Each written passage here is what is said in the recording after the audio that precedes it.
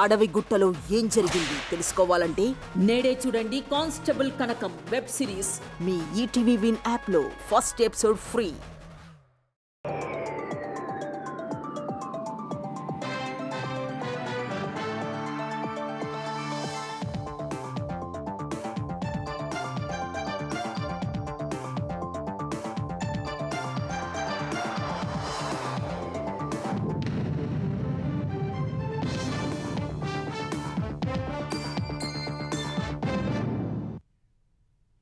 నమస్కారం, ఈటీవీ న్యూస్కు స్వాగతం.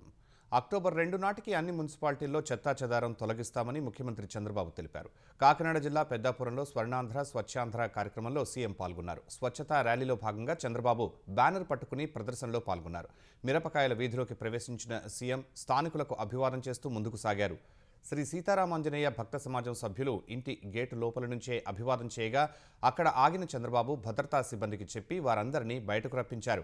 అందరికీ నమస్కరించి యోగక్షేమాలు అడిగి తెలుసుకున్నారు. అనంతరం స్వర్ణాంధ్ర స్వచ్ఛాంధ్ర సభలో పాల్గొన్న సీఎం స్వర్ణాంధ్ర కావాలంటే ఆలోచన విధానం మారాలన్నారు. అంటువ్యాధులు రావటానికి ప్రధాన కారణం చెత్త, అపరిశుభ్రత అని తెలిపారు. గత వైసీపీ ప్రభుత్వం చెత్తపై పన్ను వేసింది కానీ చెత్త మాత్రం తీయలేదని విమర్శించారు.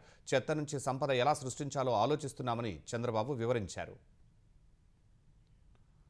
కైకలూరులో వంగవీటి మోహన్ రంగా విగ్రహం పట్ల గుర్తు తెలియని దుండగులు దుశ్చర్యకు పాల్పట్టాన్ని ముఖ్యమంత్రి చంద్రబాబు తీవ్రంగా ఖండించారు. ఏలూరు జిల్లా కైకలూరు నియోజకవర్గం కలిదిండిలో మోహన్ రంగా విగ్రహాన్ని అవమానపరిచిన వారిపై చర్యలు తీసుకోవాలని అధికారులకు సూచించారు. అభిమానుల మనోభావాలు దెబ్బతినేలా, శాంతి భద్రతలకు విఘాతం కలిగించేలా ఇలాంటి దుశ్చర్యలకు పాల్పడే వారి విషయంలో కఠినంగా వ్యవహరించాలని పోలీసులను ఆదేశించారు. ఈ ఘటనలో నిందితులను వెంటనే గుర్తించి చర్యలు తీసుకోవాలని సూచించారు. నేతల విగ్రహాల పట్ల అవమానకర చర్యలకు పాల్పడే వారికి గట్టి గుణపాఠం చెప్పేలా పోలీసులు చర్యలు తీసుకోవాలని చంద్రబాబు ఆదేశించారు. కూటమి ప్రభుత్వంపై విషం చిమ్మడమే లక్ష్యంగా వైసీపీ ఫేక్ వీడియోలు సృష్టించడంపై ఏపీ సర్కార్ మండిపడింది. శ్రీ సత్యసాయి జిల్లా బుక్కపట్నం మండలం నార్సింపల్లిలో చెందిన కార్యకర్త పాలయ్య గారి రమేష్ దివ్యాంగుడు కానప్పటికీ తనకు వచ్చే దివ్యాంగుల పింఛన్ అన్యాయంగా తొలగించారంటూ తప్పుడు వీడియోలు తీసి సామాజిక మాధ్యమాల్లో పోస్ట్ చేయడంపై ఆరా తీసింది. అందులో తన కుడి చేయి కనిపించకుండా వెనక్కి కట్టుకుని రమేష్ తీసిన వీడియోను గమనించిన గ్రామస్తులు అతని కాళ్ళు చేతులు బాగానే ఉన్నట్లు చూపే పాత వీడియోలను బయటపెట్టగా వైసీపీ చేస్తున్న ప్రచారంపై మంత్రి కొల్లు రవీంద్ర ఆగ్రహం వ్యక్తం చేశారు.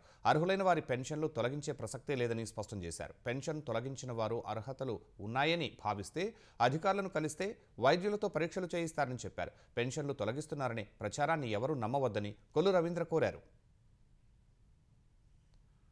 స్థానిక సంస్థల ఎన్నికలు, బీసీలకు 42% రిజర్వేషన్ల అమలే ప్రధాన ఎజెండాగా కాసేపట్లో కాంగ్రెస్ రాజకీయ వ్యవహారాల కమిటీ సమావేశం జరగనుంది. గాంధీభవన్లో కాంగ్రెస్ తెలంగాణ వ్యవహారాల ఇన్ఛార్జి మీనాక్షి నటరాజన్ అధ్యక్షతన 5ంటికి రాజకీయ వ్యవహారాల కమిటీ, సలహా కమిటీల సమావేశం జరగనుంది. పీసీసీ అధ్యక్షుడు మహేష్ కుమార్ గౌడ్, సీఎం రేవంత్ రెడ్డి, ఉప ముఖ్యమంత్రి భట్టి విక్రమార్క, సీనియర్ నాయకులు పాల్గొంటారు. బీసీలకు 42% రిజర్వేషన్లకు కేంద్రం ఆమోదించనందున పార్టీ పరంగా రిజర్వేషన్లు అమలు చేసి స్థానిక సంస్థల ఎన్నికలకు వెళ్లాలా, లేకుంటే అధికారికంగా వచ్చే వరకు వేచి చూడాలా అనే అంశాలపై నిర్ణయం తీసుకునే అవకాశం ఉంది. ప్రభుత్వ పథకాలను ప్రజల్లోకి బలంగా తీసుకువెళ్లడం, పార్టీ సంస్థాగత నిర్మాణం, గ్రామ, మండల, జిల్లా కమిటీల నిర్మాణం తదితర అంశాలపై చర్చ జరిగే అవకాశం ఉందని పీసీసీ వర్గాలు తెలిపాయి. ఈ భేటీని దృష్టిలో పెట్టుకుని PAC core committee CM Revanth Reddy నివాసంలో సమావేశమైంది. పీసీసీ అధ్యక్షుడు మహేష్ కుమార్ గౌడ్, రాష్ట్ర వ్యవహారాల ఇన్ఛార్జి మీనాక్షి నటరాజన్, మంత్రులు ఉత్తమ్ కుమార్ రెడ్డి, శ్రీధర్ బాబు ఈ భేటీకి హాజరయ్యారు. పీఏసీ సలహా సంఘంలో చర్చించాల్సిన అంశాలపై కోర్ కమిటీ సమాలోచనలు చేసినట్టు తెలిసింది. స్థానిక సంస్థల ఎన్నికలు, బీసీలకు 42% రిజర్వేషన్ల అమలు, పార్టీ ఫిరాయించిన ఎమ్మెల్యేలకు స్పీకర్ నోటీసులు, యూరియా కొరత, పార్టీ బలోపేతంపై చర్చించినట్టు తెలిసింది. తెలంగాణలోని అన్నదాతలకు యూరియా కష్టాలు తప్పటం లేదు. సిద్దిపేట జిల్లా దుబ్బాక నియోజకవర్గం అల్వాలలో యూరియా కోసం రైతులు బారులు తీరారు.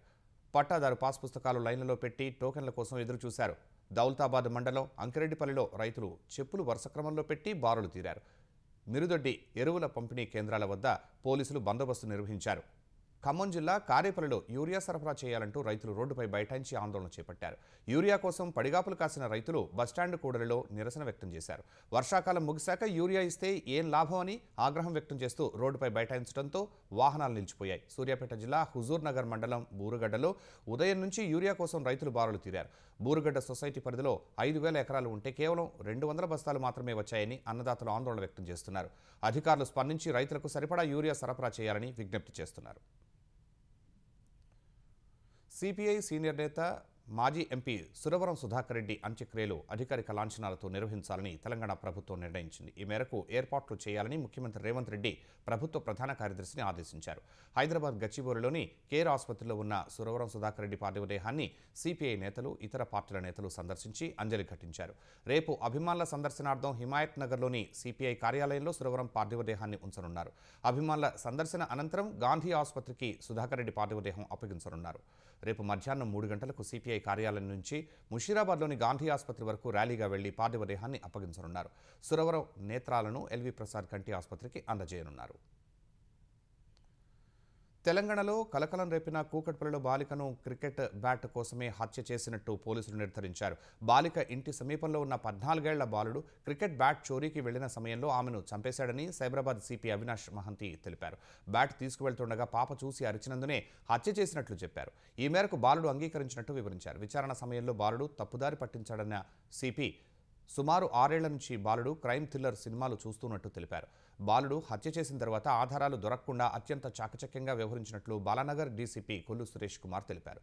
బాలుడి చొక్కాపై ఉన్న చిన్న రక్తపు మరక ద్వారానే కేసును ఛేదించినట్లు వెల్లడించారు. తమ కుమార్తెను చంపిన నిందితుడిని కఠినంగా శిక్షించాలని డిమాండ్ చేస్తూ కూకట్పల్లి పోలీస్ స్టేషన్ ముందు బాలిక తల్లిదండ్రులు ఆందోళన చేస్తున్నారు. కూకట్పల్లి పోలీస్ స్టేషన్ ముందు జాతీయ రహదారిపై స్థానికులు, బంధువులతో కలిసి బైఠాయించిన తల్లిదండ్రులు నిందితుడిని ఎన్కౌంటర్ చేయాలని డిమాండ్ చేశారు. క్రికెట్ బ్యాట్ కోసం వచ్చి చంపాడని చెప్పడం సరికాదని తల్లిదండ్రులు వాపోయారు. పోలీసులు కేసును తప్పుదో పట్టిస్తున్నారని తల్లిదండ్రులు ఆరోపించారు. నిందితుడు మైనర్ అని చెప్పి కఠిన శిక్ష నుంచి తప్పించే ప్రయత్నం చేస్తున్నారని ఆగ్రహం వ్యక్తం చేశారు. పోలీసులకు వ్యతిరేకంగా నినాదాలు చేశారు. లోతైన అంతరిక్ష పరిశోధనలకు సిద్ధం కావాలని శాస్త్రవేత్తలకు ప్రధాని నరేంద్ర మోదీ పిలుపునిచ్చారు. జాతీయ అంతరిక్ష దినోత్సవం సందర్భంగా శాస్త్రవేత్తలకు శుభాకాంక్షలు తెలిపిన ప్రధాని మానవాళి భవిష్యత్తును ప్రకాశవంతం చేసే రహస్యాలను ఛేదించడానికి లోతైన అంతరిక్ష పరిశోధన మిషన్కు సిద్ధం కావాలని సూచించారు.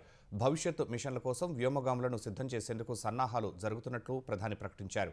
ఇందులో యువత భాగస్వాములు కావాలని పిలుపునిచ్చారు. గెలాక్సీల అవతల మన అవధులు ఉన్నాయని, ఏదీ కూడా సరిహద్దు కాదని అంతులేని విశ్వం చెబుతుందన్నారు. అంతరిక్ష రంగంలో కూడా హద్దులు లేవన్నారు. ప్రతి ఏడాది కనీసం 50 రాకెట్ ప్రయోగాలు చేపట్టే స్థాయికి భారత్ చేరుకోవాలని, అందుకు ప్రైవేట్ సంస్థలు ముందుకు రావాలని ప్రధాని పిలుపునిచ్చారు. ఉత్తరాఖండ్లో మరోసారి మేఘ విస్ఫోటనం సంభవించింది. గత అర్ధరాత్రి తర్వాత చమోలీ జిల్లాలో కురిసిన కుంభవృష్టికి వరదలు సంభవించాయి. ఈ వరదలకు నివాసాలు, దుకాణాలు, వాహనాలు ధ్వంసమయ్యాయి. థరాలి మార్కెట్ ప్రాంతం, థరాలి తహసీల్ కాంప్లెక్స్ను వరద చుట్టుముట్టింది. వాహనాలు బురదలో కూరుకుపోగా పలువురు గల్లంతైనట్లు తెలుస్తోంది. వరద ధాటికి భవనాలు కూలిపోవడంతో శిథిలాల కింద పలువురు చిక్కుకున్నట్లు అధికారులు తెలిపారు. సగ్వారా గ్రామంలో శిథిలాల కింద ఓ యువతి చిక్కుకుపోయింది. రహదారులు ధ్వంసమై రాకపోకలు నిలిచిపోయాయి. మింగధేరా సమీపంలో కొండచర్యలు విరిగిపట్టడంతో థరాలిని కలిపే కర్ణప్రయాగ్ గ్వాల్డామ్ జాతీయ రహదారిని మూసివేశారు. వెంటనే రంగంలోకి దిగిన ఎన్డీఆర్ఎఫ్, ఎస్డీఆర్ఎఫ్ బృందాలు ప్రభావిత ప్రాంతాలకు చేరుకుని సహాయక చర్యలు చేపట్టాయి. వరదల్లో చిక్కుపోయిన వారిని రక్షించి సురక్షిత ప్రాంతాలకు తరలిస్తున్నాయి. ఈ ఘటనపై స్పందించిన ఆ రాష్ట్ర సీఎం పుష్కర్ సింగ్ ధామీ విచారం వ్యక్తం చేశారు. స్థానిక యంత్రాంగంతో మాట్లాడి ఎప్పటికప్పుడు పరిస్థితిని తెలుసుకుంటున్నట్లు ఎక్స్లో పేర్కొన్నారు. బాధితుల కోసం సహాయక శిబిరాలను ఏర్పాటు చేసినట్లు తెలిపారు.